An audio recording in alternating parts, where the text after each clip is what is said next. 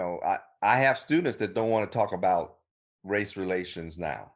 And I've made the opposite decision. I'm tired of people telling me this is not the time to talk about it. My entire career, when I've talked about social justice or race relations or bigotry or racism, I have been in professional arenas where I've heard the response at the AVMA. This is about veterinary medicine. This isn't about politics. And I drank the Kool-Aid. I said, okay, fine.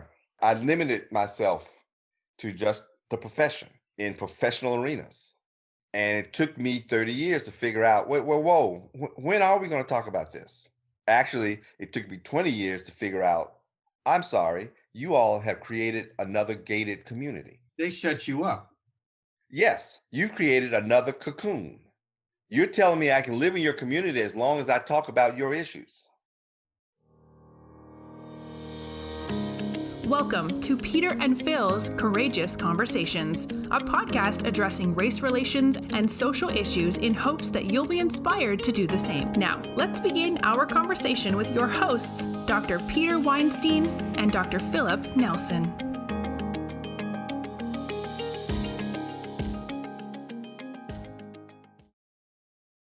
Welcome to Peter and Phil's Courageous Conversation podcast. This episode is entitled Invading the Suburbs. Please enjoy. Thanks for listening, and also share. I've always used the phrase, we're really continuing the discussion of how well we treat our slaves. Well, during the 70s, when super predator was the code word for Black criminals, that discussion was really, I think we're having a slave revolt. All right. We need to control the revolt. The plantation slaves are revolting, and crack and the extension of the drug war went into the inner cities, and it became a war on Black control, and all Blacks got wrapped up in it. And we passed laws that were so punitive and directly targeted toward Blacks, because Blacks couldn't afford cocaine, but they could afford crack. Even our drug laws targeted crack, not cocaine. Right.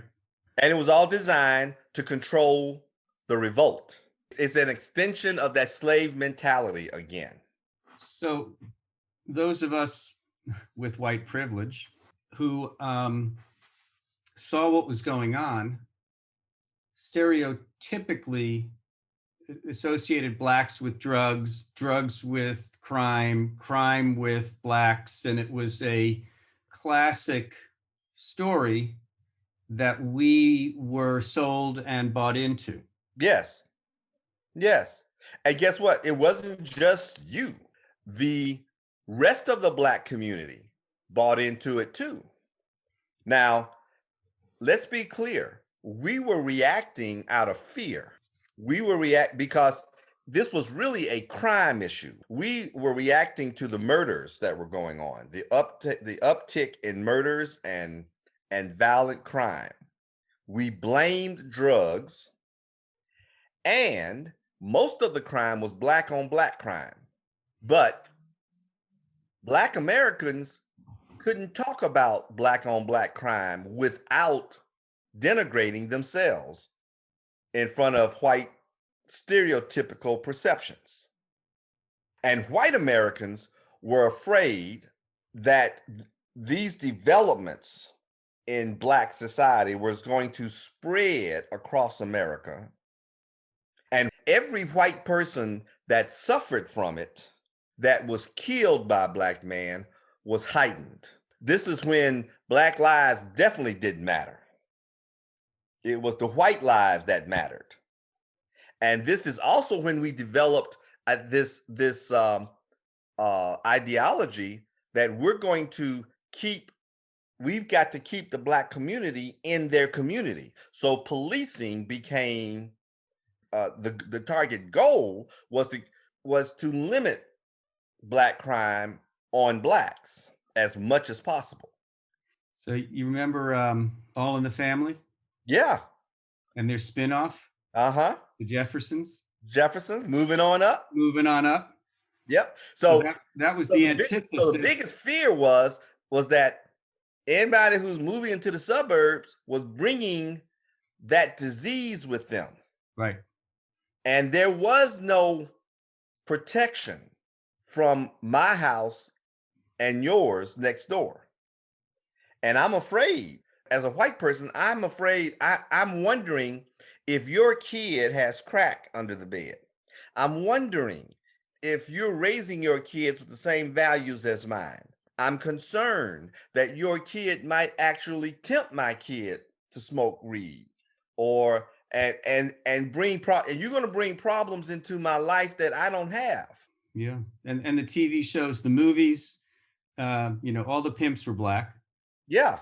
And even to this day, Trump says, I'm protecting you white women from in the suburbs.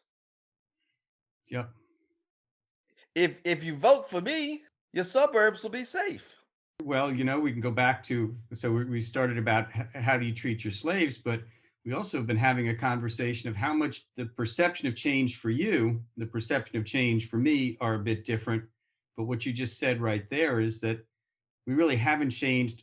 We've changed in a lot of different ways, but that whole perception of invading the suburbs hasn't changed, has it? No, that's what I'm saying. No. Well, I think it's changed. Okay, let's be, and that's why I love these discussions because we get a chance, because we get to dig around the roots, right? And so I have to admit, I don't know about you, but I have to admit that having multiracial suburbs is a lot more acceptable than it was. I think people have given up on having white suburbs now. Now, there's still a group of people. They still try to there's still a group of people who think that they can price out African Americans, meaning they have enough money and they're willing to pay a pretty penny for isolation, fenced in communities, and anybody who can get in there probably want to protect their wealth too, so they're okay. But there's still people who think that they can protect themselves there's still people with the gated community mentality.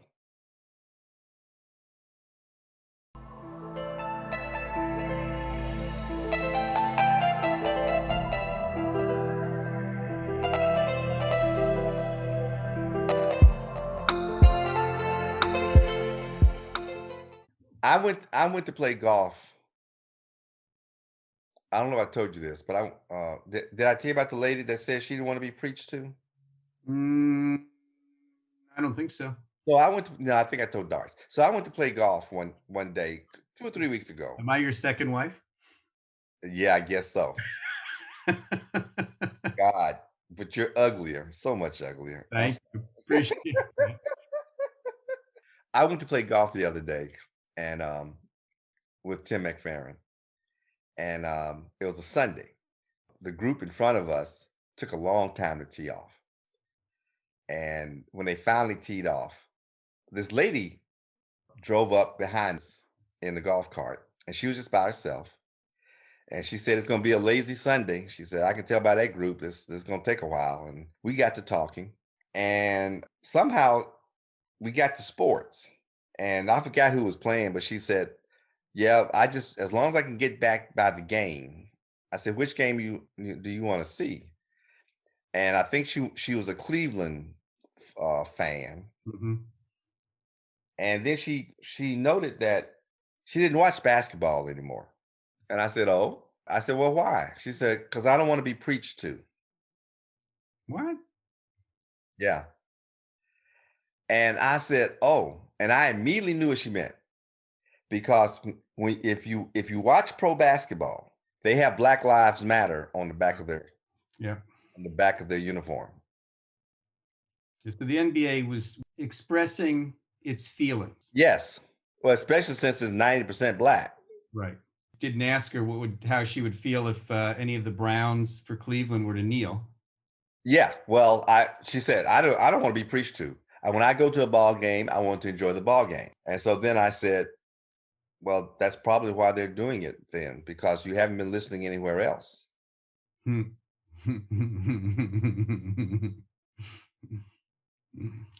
She kind of looked at me, and then I said, I'm not preaching to you.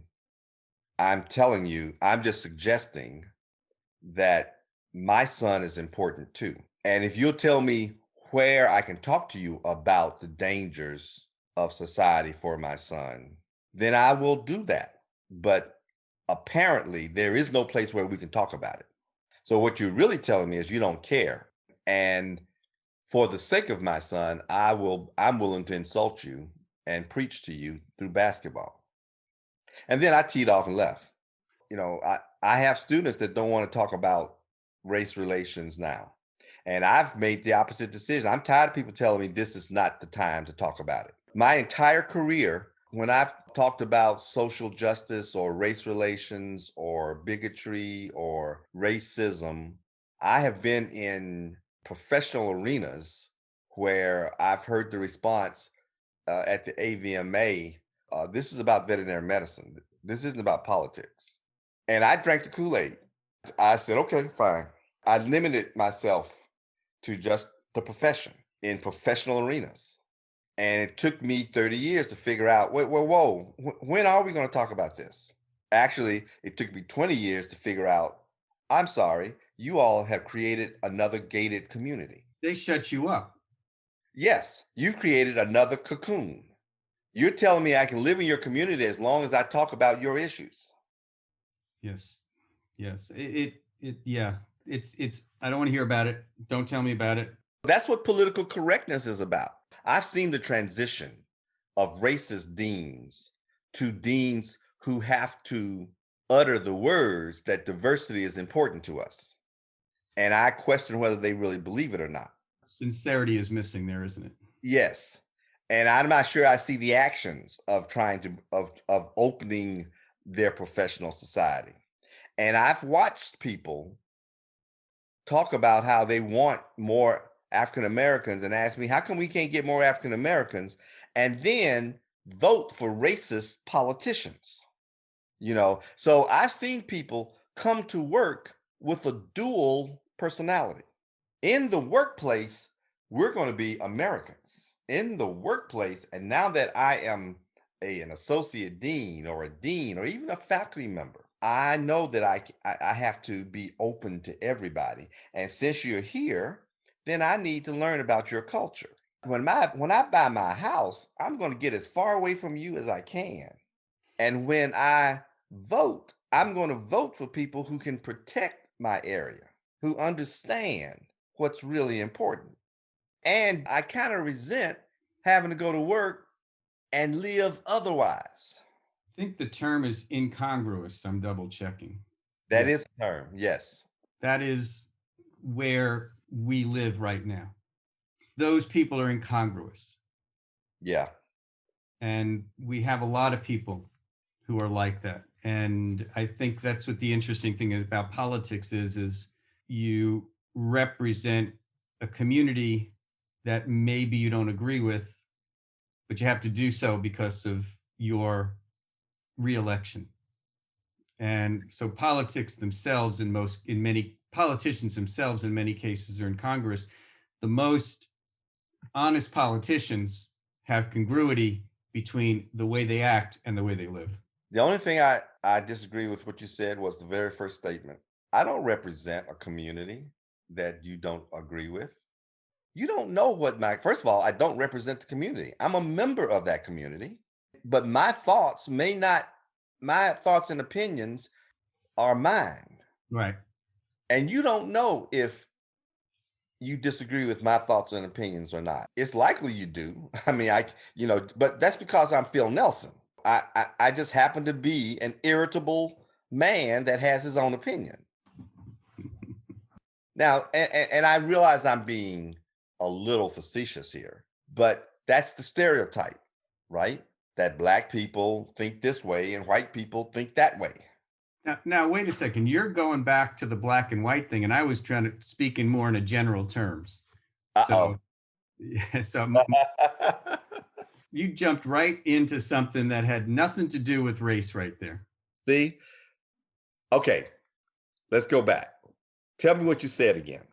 I was talking about that we have a lot of people, and that was a general term, that are incongruous, that basically put on airs in front of people and say something or do something different when they're not in front of people. And that could be at a social setting, it could be in an academic setting, an employment setting, and it definitely occurs in a political setting. And so what I was leading to was the discussion of people having their own form of multi-personality, because it was tying into that conversation you were having about some of your faculty that say one thing in front of you and do another thing in a different environment. So I was not, it was not meant to be in any way, shape, or form have color to it. It was a general statement. You said that after I pointed out the resistance to discuss race relations in the profession. It was a fair assumption or jump, but it wasn't the premise behind where where I was coming from. Yeah. But you wouldn't know that because you couldn't read my mind. Of course. Because I'm your second wife. Your first wife, you can read. We're getting closer, though. That's okay. We're getting closer. Does that make me your first husband? I guess so. I'm glad Sharon's downstairs.